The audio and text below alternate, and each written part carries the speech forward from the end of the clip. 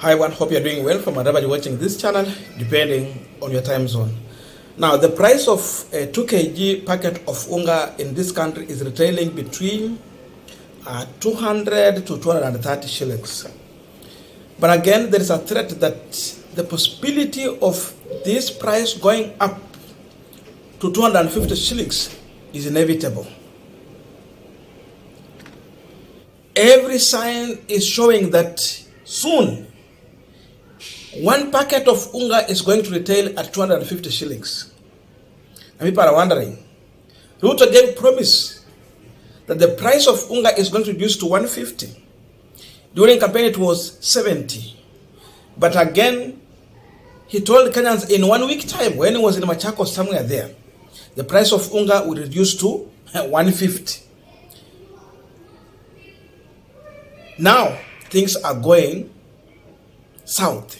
And this story has been covered in the NTV Kenya. You can see Ruto's 150 shillings to 200 unga now approaching 250 mark. The story was also shared yesterday in Daily Nation. Unga sugar price to go up again.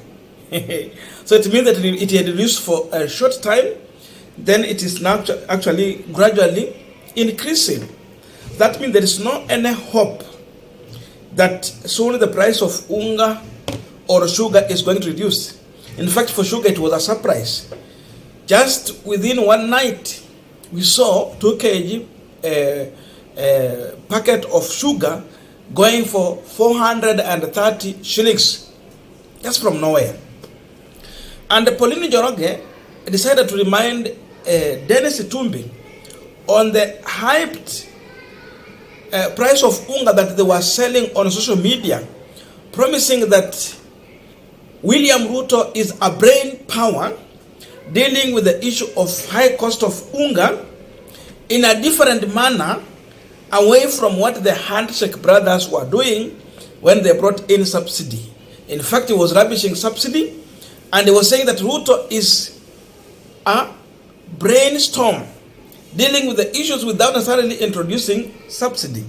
But most of us knew the flour that was retailing at 150 to 160 was nearing the expiry date. The shelf life was coming to an end.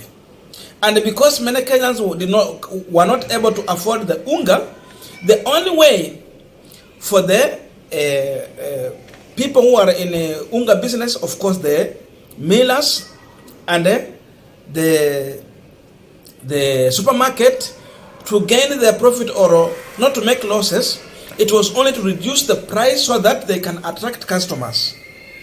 Hiyo ndo ilifanya unga ipungue, na Dennis Itumbi pamoja na serikali ya William Ruto, they use that advantage to mislead Kenyans on how the government is working tirelessly to reduce the price of unga.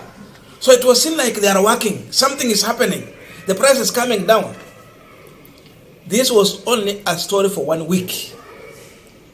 On the second week, things just changed. And this is what Dennis Itumbi had posted earlier. There is something Pauline Njoroge is telling. In fact, he's only using emoji to respond to Dennis Itumbi. So this is what he posted. This was on 17th April. Unga is now 155 to 160 bob. How did it drop? Brain power. Handshake spent Kenyan shillings 8 billion a month for subsidy that was barely available for Kenyans. Millers were not even paid. Wizi to cost of living solution. And you see, share the photos there. You can see the Umi unga which was coming.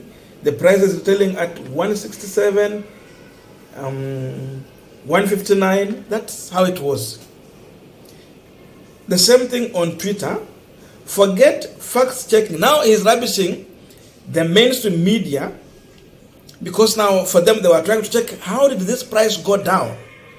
What made it to go down like this? And for how long will it remain down here? And that's what he said, just rubbish the media. Forget facts checking by newsroom unga at 159 bob. Even in the supermarket next door, bei ni hiyo. Handshake spend 8 billion every month in the name of subsidy. President William Samoei Ruto did not spend a single taxpayer shilling, just some thinking. Ameweka pale Quickmart Kenya, you see that's a supermarket, and now they're retailing unga. 80, that's 1 kg, 159, 2 kg, 165, that's Ajab and Umi. That is the kind of perception Dennis Itumbi was trying to create. And that is exactly what the Kenya Kwanza bloggers were doing on social media. We told you here, this unga is being sold on social media. It will not take long for you to realize exactly what was happening. It was a short-term solution because I have already explained what was happening. Expired date. That is what the supermarket were dealing with. Today, we can now understand how William Ruto is operating. As we continue with this discussion, just a quick request. For those who are watching and you are not subscribed, please consider subscribing. To our channel subscribers, I must say thank you so much. And again, to all our viewers, please give this video a thumbs up. Thank you so much, and back to this discussion. Now, you should be asking yourself one question. Is there any effort William Ruto was trying to play to reduce the price of unga? Is he showing any interest to work on price of unga? The answer is very clear. No effort has put in place to make sure that the price of unga is coming down. And this can be explained on how you are seeing the skyrocketing price of unga. Many people in Nairobi are telling me that unga imekuwa ni kama gold. It's unaffordable. You know, it's like when you have this packet of unga, you are lucky. Even the middle class cannot afford. Bei ya unga saizi imeanza kushinda bei ya simiti. Look at that. And you know, Ruto is only planning to reduce the price of unga by just playing tactic of delay. And his focus and the hope is only that he's waiting for farmers to harvest what they planted. Then after that, in his thinking, he believed that the price of unga will gradually come down. So that means he did not put in anything to help there. Hata ile bei tuliambiwa ya mbolea ilikuwa juu sababu walipewa mbolea ya bure. Ya Uhuru ilikuwa chini kushinda ya Ruto, but they have to look like it is cheap when actually it wasn't cheap at all. But one question William Ruto is not asking himself is the input that farmers put in a planting of maize, tilling of the land, weeding and harvesting. All the input they put there, it is huge. That means farmers cannot sell their produce at a loss. Never. The price is going to remain up because even as of now, to employ someone to help you for a job in one day, you can't pay them 200 because that even is not enough for one packet of unga. The cheapest manpower you can get, saizi kwa ajili tu mtu wa kibarua, akupalilie shamba, akulimie, ama kuja kusaidia kuharvest mahindi, utamlipa kati ya 400 na 500 per one day. I'm saying this is what is happening in kijiji huku chini, in the village. Huku chini. Unajua kwa village, kuita tu mtu akusaidia kazi ya shamba, we were only paying 150 to 200 shillings per day. Right now, there's no one who will do that one for you. Lazima ujipange na 350, 400, 500 ndio upate mtu wa kibarua. So tell me, how will you convince the farmer to sell the produce at maybe 100? Ndio unga ikifika kwa supermarket ikuwe 150. Kwa sababu kuna kusiaga, kuna kupackage na kuna kudisplay pale. Tell me. Bei ya mahindi kama itakuwa chini sana, kama watu watavuna mahindi, it will be going for 200 shillings. Because of the high cost of production. Hata mbolea ya Ruto ikakuwa juu. So it is going to backfire. It will never work in the interest of William Ruto. He is banking on a wrong thing that will never happen. I don't know what the advisors are telling him. No wonder even right now in prison, in jails, prisoners are missing meals because now suppliers are threatening to stop supplying simply because in the past 10 months they have never received any payment from the government. Hiyo yote imefanyika kwa uongozi wa William Samuel Ruto. Uhuru hayuko, walisema Uhuru ni mtu wa subsidy, hayuko.